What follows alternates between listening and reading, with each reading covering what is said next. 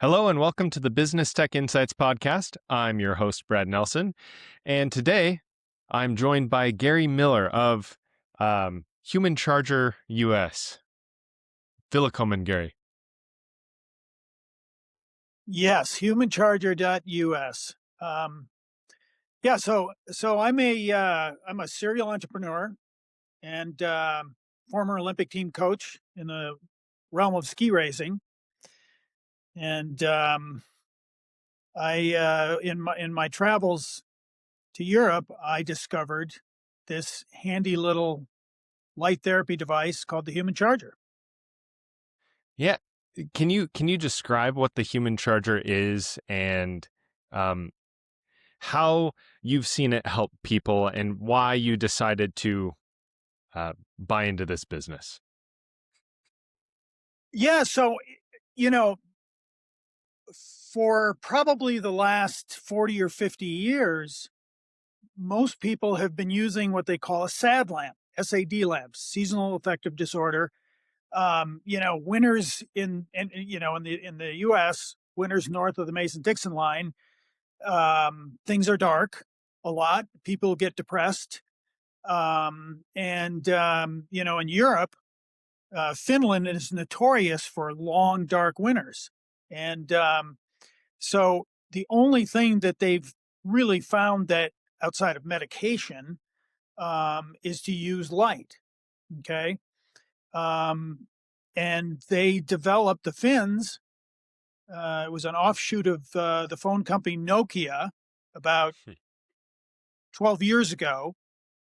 An engineer and a scientist developed this little headset and found that transcranial bright light, which goes through your eardrums, is much more effective than staring into a lamp for an hour. And in fact, it was so effective that they only need to use you put the earbuds in and push the button, and you can get the same amount of light, 10,000 lux, but it goes through your ear canal in 12 minutes, and you'll get the same result. It'll be much faster.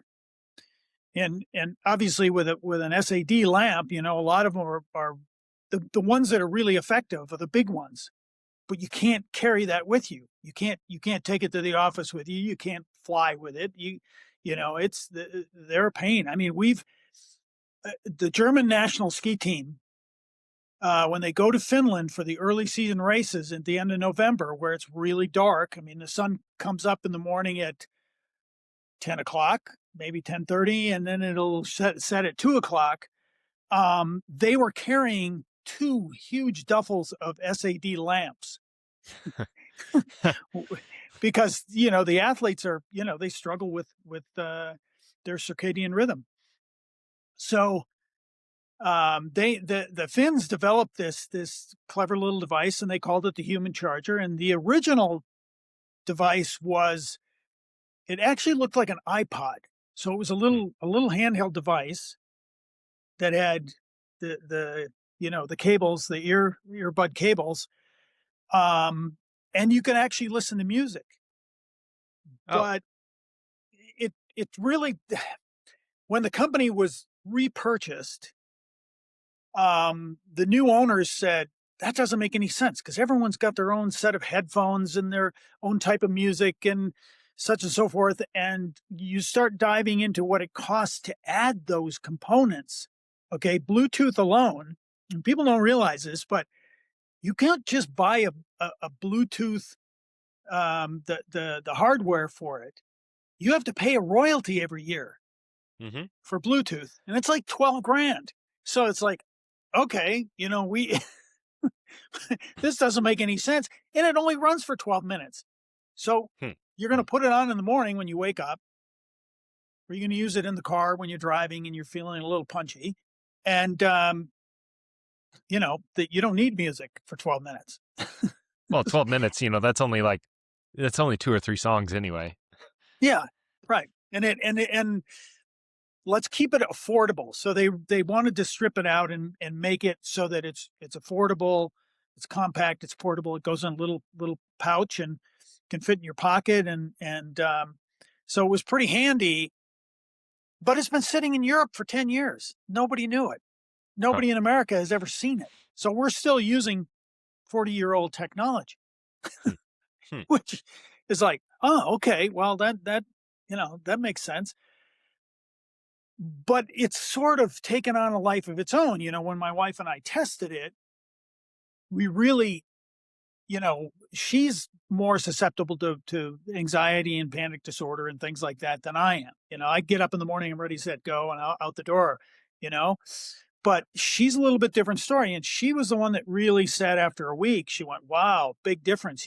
My sleeping patterns have improved, and so and I started to use it as well. And then she took a trip back to the States, Hmm. and a good friend of hers was in the final stages of having skin cancer, melanoma. Hmm. So she flew back to Seattle. So she went from Munich to Seattle, and she used it for jet lag because we had heard that it worked for jet lag, and she couldn't Hmm. believe the difference. She was like, Wow. "Oh my God, I had no jet lag. This is really odd." And the same thing happened when she flew back to Munich, no jet lag. We gave it to doctor friends of ours that were over skiing over here in Europe. They called after a week and said, "Wow, this is weird. We didn't have any jet lag." Wow. So we started giving it to some of our athlete friends that are on the World Cup, the ski World Cup, and they found the same thing. And we had probably the most interesting one is a ex World Cup skier. She's an Austrian, and she flew back to the Midwest in the U.S. to see some friends. And she said, she said, it, I had no jet lag, but she said, my digestive system was not, impacted like it Hmm. normally is. If I travel overseas, I'm not regular for a few days. And she Hmm. said, that was the first time I've ever traveled and never had that issue. Hmm. So, we took a serious look at it and went, okay, there are still, believe it or not, there are hundreds, there are millions of people that buy sad lamps every year, and it keeps increasing. And it's like, oh, there has to be. Come on, we got to, Americans got to use something that's a little more modern than staring Yeah. into a lamp. Yeah. So we just started researching, and the more we researched, the more we found that it's a really really effective tool. Hmm.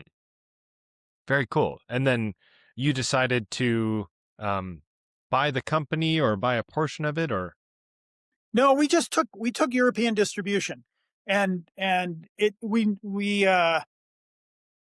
we're really close to the owners. There are three Hmm. owners of the European company, and they had nobody in the U.S.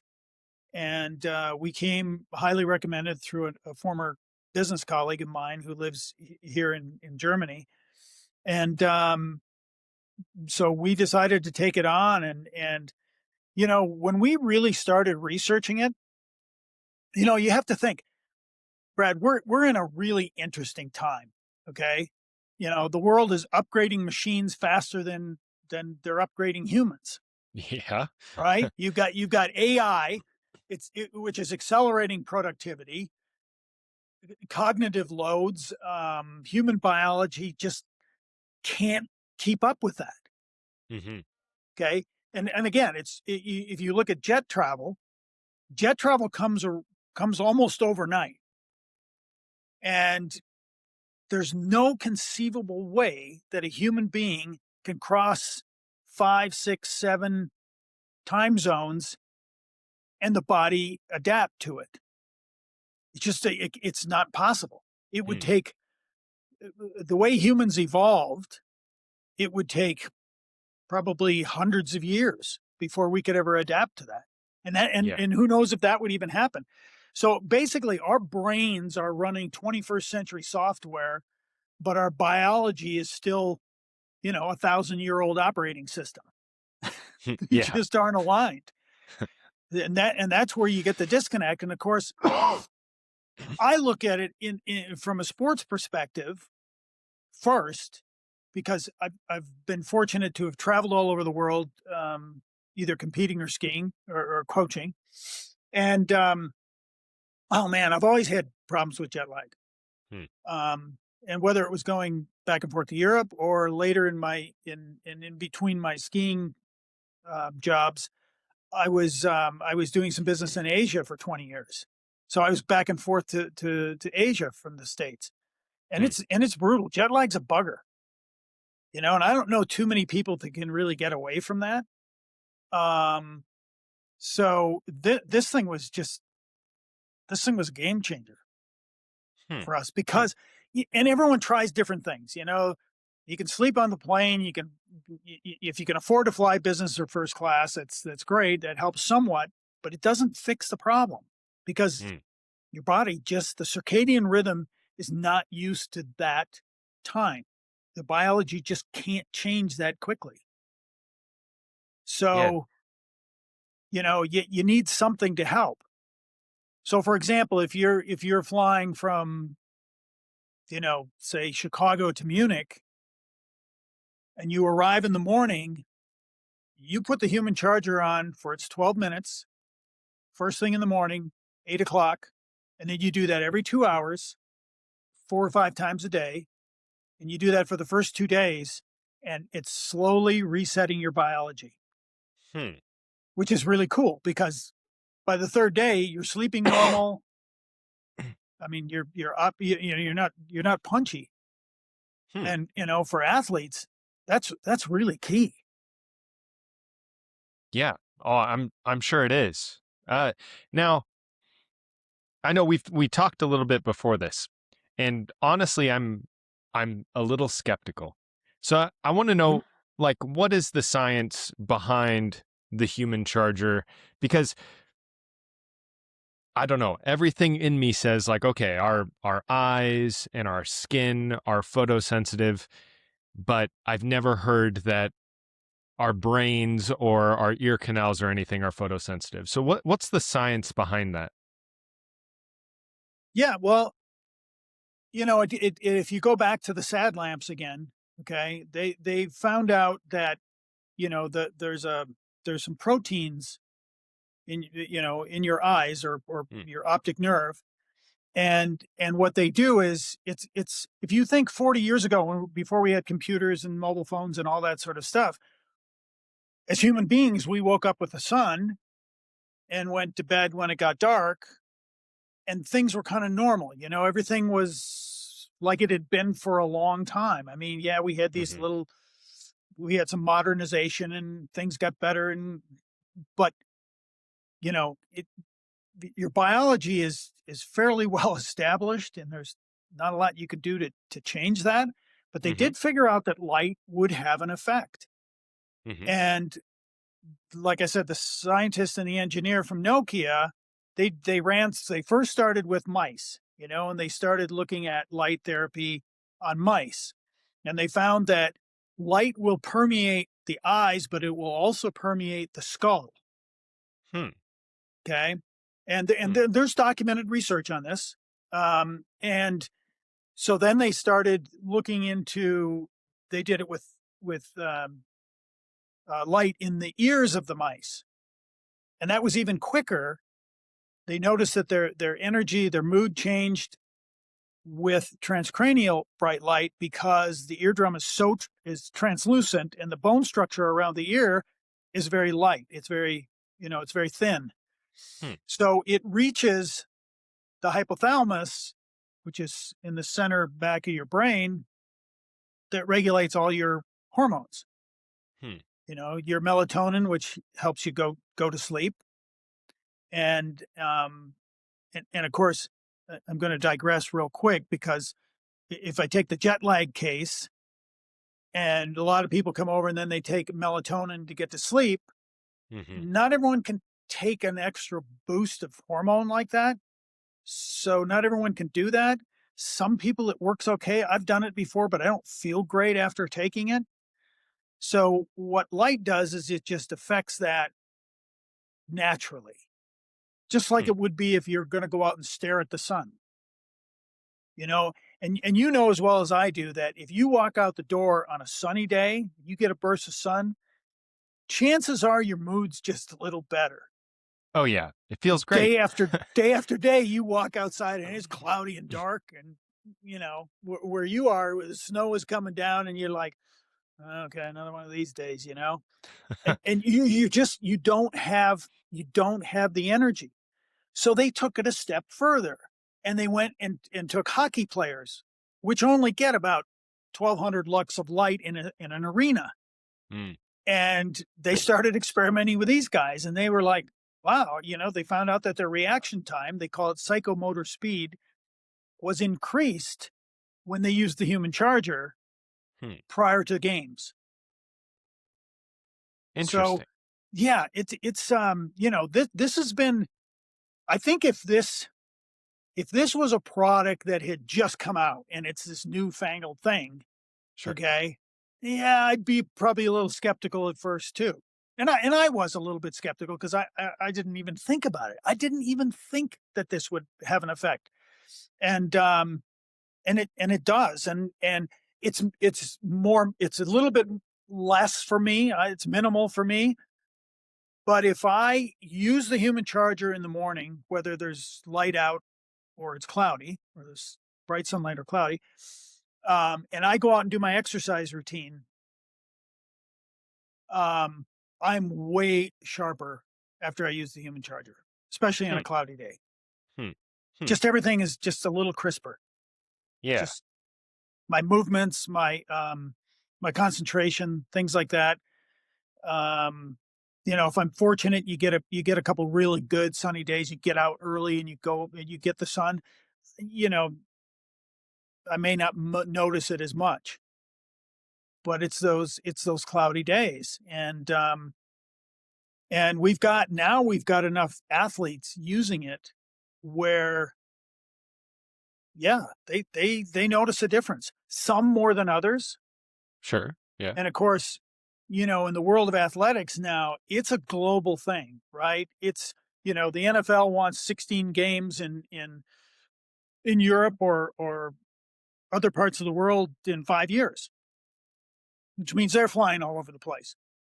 College, conference realignments. College athletes today are flying more than they've ever flown. Hmm. And yet, and I feel their pain because when I was younger, I was a D1 athlete at the University of Colorado. I would have killed to have something like this because as a D1 athlete, you're trying to manage school, you're trying to manage exams, you got to go to training, you got to drive or fly to competition, and you're up late at nights at the library, and I mean it's taxing. It's really taxing. Um, and Definitely. and Lots of pressure from different oh aspects of your life. Yeah. yeah, and now you add NIL to it, right? And all these guys are making, they're starting to make a lot of money, and there's pressures to perform, and it's really strenuous. So having the little things like this that are natural, especially for athletes at an elite level, because if you're at a world championships or an Olympics, no matter what happens, if you're on the podium, you're peeing in the cup, Yeah. right? Yeah. And that's just the way it is. So they got to make sure. And I'll give you a funny example. Well, it's not really a funny example, but it's a good example. The Polish tennis player, she's ranked number 2 in the world, I think. Iga Swiatek from Poland, right? Hmm. She took some melatonin last year that was tainted, and of course, when she did her, these athletes are randomly drug tested, and she failed the drug test, Oh, and they traced it back to melatonin that was tainted. And it's like, you shouldn't be taking melatonin anyway. You don't need that. yeah. Okay. Yeah. And of course, it costs the athlete a lot of money to have attorneys fight that for. And she fortunately I don't remember. It wasn't like Yannick Sinner where he was banned for 3 months. Uh, for a different. It was a cream that his physio had used on him, or that he had it on his hands, and somehow it ended up in his bloodstream. I mean, Oh, it's there's some quirky stuff going on. So anything that whether the human charger is a minimal effect, I call it the point zero 0.01 factor, right? And especially in hmm, our sport, you can win or lose a race by point zero 0.01. hmm. And, if it gives you that advantage, fantastic. Why not use it? Yeah, for sure. Well, and the experiments you described with the mice, that sounds interesting. I'd love to read that study and look more into it. Some of the effects that you've noticed in your personal life and with the athletes that have been using it and stuff, uh, it sounds like it really is affecting your lives in a positive way. My I wonder too, though, is could this be a placebo effect? Could it be actually improving your mental state and improving your performance, but only because you believe it will? I think anything is possible, Sure. right? Um, but I have to when it comes to something like jet lag, Hmm. okay? If people aren't getting jet lag that have flown before and have had jet lag, Yeah. that's no placebo. Now, Hmm. what I'm trying to do is I've got some of my winter athletes, my skiers, I've got them testing it before the second run of an event, right? Hmm. They're in what we call the technical events of ski racing, which are the slalom and the giant slalom. And those are two runs. There's a run in the morning at 10 o'clock, and then there's another one at 12:30 in the afternoon. Now, I'm testing it with them to see if on a cloudy day they don't notice a difference in their focus and their performance, their energy levels between the first and second run. Hmm. And I don't have data on that yet. And the reason why I'm testing that is because we've given this to a number of coaches who have, after a full day of training at a ski resort, have to drive back home, maybe an hour to 2 hours away. And instead of stopping for a Red Bull or a coffee, they're using the human charger, and they're like, "Oh my god, crazy! 20 minutes, we're awake, and we don't have the crash Huh. of the coffee, of the caffeine crash." Right? Right. People, Right. not everyone's susceptible to that, but it can happen. I've used it myself for that, and it's weird. It's like 20 minutes later, you're just awake, and you're like, "Oh my god, that's weird." Huh. So for things like that, could there be a little placebo? Possibly, but placebos will that wears off, right? Hmm. But Hmm. these people keep using this thing, and they're like, "Yeah, it works great, man. I don't know what the deal is, but the light is working." Yeah. And if they're selling hundreds of millions of dollars worth of sad lamps a year, there has to be a reason, Oh yeah. right? Yeah. I mean, it's nuts. Yeah. Yeah. Well, again, I think that there's scientific evidence to support that light definitely helps. You Yeah. know, my hang up is the intracranial light that you describe with the human charger. But you know, whether it's whether it actually works or it's placebo, if it's improving people's lives, like that's it's a good positive thing. It is. Yeah, Yeah. absolutely. I definitely agree with that. It's, um, and I think, one of the things, I mean, I come from the athletic side, and it's dear to my heart. So I focus a lot on the sports side of it. Yeah. But here's the other side of it. Okay. Now we're in deep in the 21st century, and we have mobile phones and computers, and we're staring at them all the time. And so we've got blue screen devices that are affecting people, right? Mhm. I Mhm. mean, good friend of mine's on the school board in Denver, and he said, God, over 80% of our kids are depressed and they have anxiety. And this stuff it didn't exist. I mean, it was rare when I was a kid in school like that, in high school, in Yeah. grade school. I mean, these kids, they're giving kindergartners iPads now. I mean, it's foolish. Yeah. And but these things that the mobile phones that go through the blue light is affecting you, so you know that blue light is going in your in your head somehow, whether it's the eyes or whatever. Yeah. And it's so if the human charger can help with that, why not? Yeah. Definitely. I mean, So, n- um, just to switch gears a little bit, I want to ask mhm, you, so you're running this US based distribution, but you yourself are located in Germany. mhm. What kind of challenges have you faced with that? Being so many time zones away and all of that.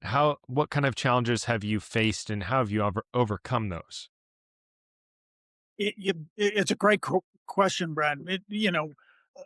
I'll go back to the 21st century thing again. I mean, Yeah. it's absolutely remarkable because, okay, I think back to the 80s when I was running around Europe with my downhillers.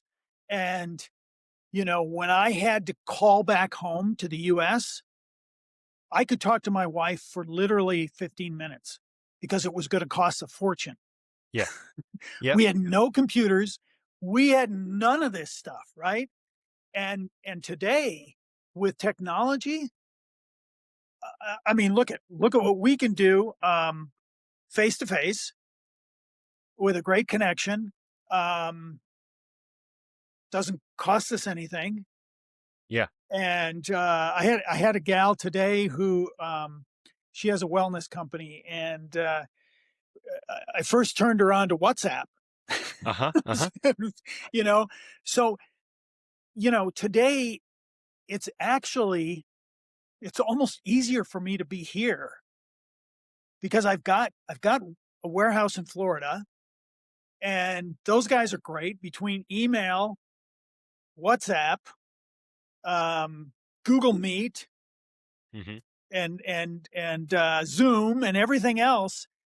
I'm more productive here than I am if I'd be at home.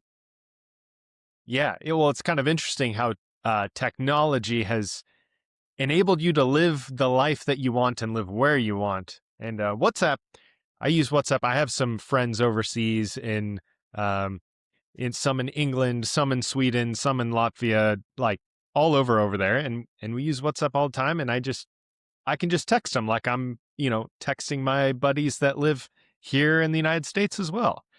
It's and like you said, like when I was a kid, I mean, I never did make any overseas calls, but I remember even just making long distance calls to the next state over or whatever, it would cost extra. Yeah. And I can't even imagine what it would be like trying to call to a country halfway around the world. I have a couple funny stories. There was a coach that I worked with one year, and he and his girlfriend weren't getting along very well, and they had these long, drawn out fights. And, Uh-huh. and we had to tell him to go into the bathroom and hide in the tub or something and we didn't want to hear all that stuff going on. And at the end of when he got back home after a month, he had some bill that was like $1,500 or something. Oh, And oh, this was back in the 80s, when it was, that was a lot of money. And it's crazy. But even before that, okay, my first overseas trip when I was 15 years old, I would go to Argentina in August because, the seasons are opposite. So I would mhm, ski down in in Bariloche in Argentina for a month of August. Okay. So he'd fly down there, fly to Buenos Aires, and then fly over to Bariloche and spend a month there. And it was, back then it was cheap because Argentina's peso wasn't worth anything. So Yeah. I think it was probably, I think maybe the camp was $1,000 or something, and I'd work all summer to get the money, and my dad would cover the flight, and I could be there for a month, an entire month. It was nuts. But when I wanted to call home, which was only once during that month, I would go to the front desk of the hotel in the morning. I'd say, I want to call my parents at home, and I'd give them the number. And they'd say, okay, great. I would go up skiing. I'd come back to the hotel, and about 4 o'clock in the afternoon, the front desk would ring me and said, hey, we got a call for you. It took them the entire day to get that call all the way back up to the States because there were no satellites back then Hmm. that Hmm. were doing telecommunications. So that thing hopped its way all the way up South America, Central America, into the States. And I'd get on my mother would say, hey, and then you'd wait because there'd be this long delay, and you could talk to them for maybe 10 minutes and that was it. Yeah.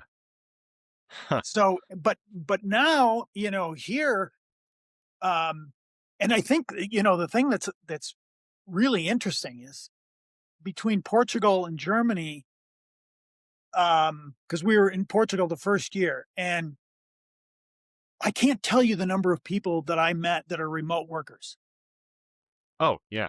and they love it. They can live the lifestyle they want to live, and obviously with a business like this, I have to go back to the States periodically, but it's so efficient and everything's done. It's done on websites, and uh, we partner with people that are in the athletic world, and yeah, it's just it's seamless. It's really seamless. I have to tell you. Yeah. Now, I mean, do you ever experience hiccups with the technology though, especially being so far away? We have a lot of this great tech that allows us to have this seamless communication for, essentially free, the cost of an internet connection. But do you ever have any um, problems or disconnects with your team in the States? No, Wow. it's become that good. And I think every country is a little bit different. Now there Hmm. there are places in Italy, northern Italy, that don't have the best service. Um, and there are some remote places like that. But here's an interesting one. So in Portugal, and it's partly due to the European Union that has really taken them from a third world country to this kind of eclectic blend of third world and modern. Okay. Hmm. The Hmm. EU has dumped a ton of money into their infrastructure, which means their road systems are really good for the most part. You get rural, it gets a little sketchy, but for the most part, it's really nice highways that are no different than they are in Central Europe. Hmm. Um, their banking systems are so much more secure than Hmm. ours are back in the States. Hmm. Um, and the internet service, okay, what I was paying for maybe 200 megabytes of internet in Texas, where we were at one point for a couple of years. Um, I was getting 1,000 megabytes in Portugal for less than half of that. Wow. And it was so good. I mean, never. Now, here in Germany, I'm in a little bit of an older building, so I don't get quite as high of, or I don't get as many megabytes here as I would that I did in Portugal. But it's still really, really good, and there's 5G all over the place. And with Deutsche Telekom, which is connected to T-Mobile here, Hmm. um, I can call anybody in the EU free of charge, Wow. That's pretty cool. which is cool. Now, we do have a US number, Hmm. and my wife it's on my wife's phone, and we go through Mint Mobile, and they have a really cool plan where you get 60 minutes, no data, so no texting, but 60 minutes of calls for €5 or $5, right? And that'll give you 60 minutes of overseas calls for a month, That's pretty cool. That's which pretty is really cool. good. Yeah. Yeah. So you find these sort of little things that you can do that make it really seamless. And quite honestly, being here I'm more productive. Now you have the time change, right? So there's a shift. So Right. in the morning, I have to get my exercise in and I have to, do more personal things because by about, at least by noon, things start to happen in the States and but it helps me because, when I'm writing stuff for Substack, I can time things a little bit easier. It does mean that, here it is, it's almost 7 o'clock at night here. So I'm working a little bit more into the evenings, but I Yeah. don't mind. I don't mind that. It's Yeah. fine. Yeah. And it's evening for you. It's morning for me. Right. Yeah. Yeah. Yeah. And everyone's really accommodating. It's really simple. And I got connected with a guy who's I have to have a call with tomorrow. And he's in Bali. He lives in Bali. Hmm. Hmm. That seems like a nice place to live. Yeah, it's changed a lot. It's Oh, changed a has it? lot. Okay. Yeah, it's not as it used to be phenomenal back, back in the probably 80s and 90s. It was really, really cool. It's become pretty overrun, Hmm. unfortunately, Hmm. like a Hmm. lot of places. Um, Sure. you know. Yeah. Yeah. Out of all the countries that you've been to, seems like you've been all over the world. Is Mhm. Germany kind of the place that you feel most at home? Yeah, I would say it's a combination. I would say it's Germany, Switzerland, Austria, Italy, France. Um, yeah, I would say you feel I don't know, they do things here that are just they're a lot different than they are in some ways from the States, but it's just done at a little more basic level, I guess. It's not Hmm. as complicated. Hmm. Um, I think the thing that was challenging for us living in the States was watching the prices of everything. Hmm. And someone was always trying to scam me out of something. And that really bothered us. We because I didn't grow up with that. I grew up in a small town, a shipbuilding town in the Midwest, and you knew all the people, and everyone was friendly and happy, and we there's been a lot of that in America that's been lost. Hmm. And here it's really, it's refreshing because people that you don't know will greet you walking on the street or the sidewalk or the trails up in the mountains, and it's really refreshing Yeah. um, to have that. Um, It's interesting that that cultural piece there. When I visited Sweden, it was the complete opposite. We'd be walking down the street and you'd just pass a random person and you'd wave at them or smile at them and they would just ignore you. And I think um that's funny. talking to my Swedish friends, they were just like, why would you wave at somebody you don't know? And I guess it's just kind of a cultural thing. And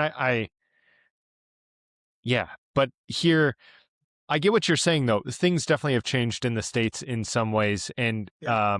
yeah, that's one of the reasons why my wife and I moved to Montana. We actually were living in Washington State, and I grew up in Washington State. Mhm. And, things just started getting a little crowded there, and things were happening kind of what you described. And so we moved to a way smaller place in rural Montana. So, uh, Listen, good for you, because it was on our list of places yeah. to go. I mean, listen, we left our kids at home. Um, they were only 5 and 6 years old, so they're managing the house. But no, I'm just kidding. No, they're 25 and 27 now, so that they're at an age where they're off on their own. They're making their own lives, and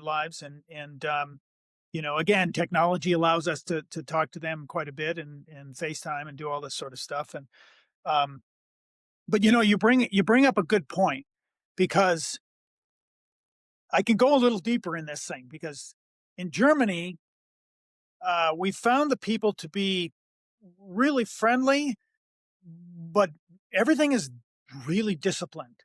I mean, Hmm. Hmm. to get your car registered here and get a driver's license, holy smokes. I mean, it's a process, but they're very strict about certain things. They're strict about the way you drive. You don't honk at people. You don't flip people off. You don't do certain things, right? And Yeah. everything's kind of done by the book, right? Yeah. So that's kind of the German mentality. Now you go over into Austria, and the Austrians are really proud people, Hmm. and and they're a little bit more like what you're talking about with the Swedes. The Austrians, it can be a bit prickly, Uh-huh. they just, they just as soon stick their nose up at you. And I have a lot of Austrian friends, and I'm just used to it. I'm used to the way they are. Um, France, you go to France, okay? France, God, the food, the Mm. wine, the pastries, everything they do on a level of food cuisine is absolutely amazing. But if you don't make an attempt to speak French, they'll blow you off. And and Huh. and they're not overly friendly either until they get to know you, you know? Sure. The Italians, a little more loosey goosey, very passionate. Again, they're foodies, and they're Yeah. winos in yeah, and but they're a little more outgoing, and they're fun. The Eastern Bloc people, ooh, they can be a little rough. That can be a little bit of a challenge. You know, Sure. they all have their little idiosyncrasies, and I think that's what makes it kind of cool. Yeah. Um, you know, it's funny because the French get sort of a bad rap about certain things, but if people ask me, who are the best people to do business with, the first thing out of my mouth is the French. Hmm. I Really? did I did some work with the French. They were awesome. They were really good. Um, they're maybe not as warm and fuzzy, but they did things really well. And it was kind of nice. Italians, couldn't trust them to ship on time. Germans were good. They were easy to deal with. Um, the Brits, Mhm. no, you don't No? want to do business with the Brits. No, Oh, and God love them, because I love the Brits, and they're the ones you want to go out and have a pint with, because they're okay. fun. They Yeah. like to have a good time, and they're kind of quirky, Hmm. So they're a blast. But yeah, it's a real melting pot of interesting interesting people, and yeah, Yeah. and that's what makes it fun. It's uh, Well, yeah, that's very cool. Well, we're kind of running up on time. What's the last thing you want to leave our listeners with? well, I think listen, it's most of your listeners, I'm sure, Americans, and Yeah. so I think one of the things that was kind of disappointing to me was to see the healthcare trends. Mm. Okay, because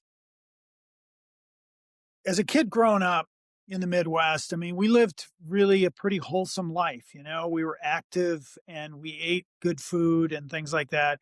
And I think there's a lot of that that's just gone south, and Mm. it's disheartening. The other thing is the pharmaceuticals. Our country's run by the pharma companies, and it's sad because people are taking medications when all they need to do is use light therapy. Hmm.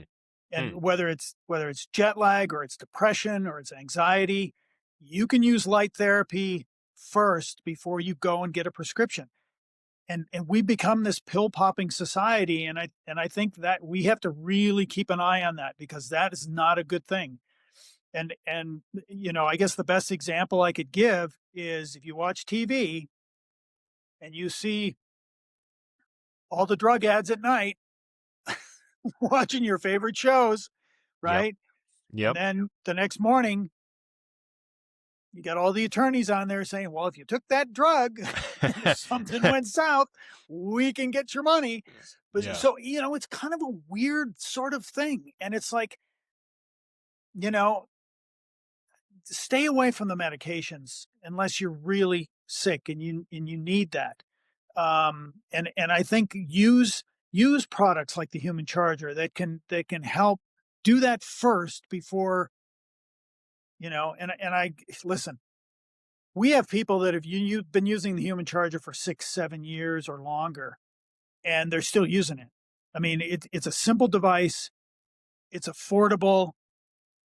It'll last a long time, and it'll make a difference. It's Yeah. just light, just simple. It's just giving your body, your biology, it's giving your hormones light. Yeah. Well, where can people find you, and where can they find the Human Charger? The Human Charger can be actually purchased from two different places. Okay, we have humancharger.us, but we're going to change that. We're going to move it into a Shopify site, do a Hmm. few different things. Um, if they go to humancharger.com, which is the European site, they can purchase it there, and then we ship it. We fulfill it Hmm. Okay. because we work close with the owners, and most people remember humancharger.com, but it's and there's always a 60-day guarantee. If it doesn't, you didn't feel like it works, then send it back. We'll Hmm. take it back. Hmm. We get so few returns. I can honestly say that it's people love it. They use it. Um, Cool. Cool. Well, Gary, thank you so much for joining us today. Uh, yeah, and thank yeah, thank you, and Brad. I appreciate you having me on. oh, of course, it's been a pleasure. And for all you listening, you can find this podcast on YouTube and Spotify, and we'll see you in the next one.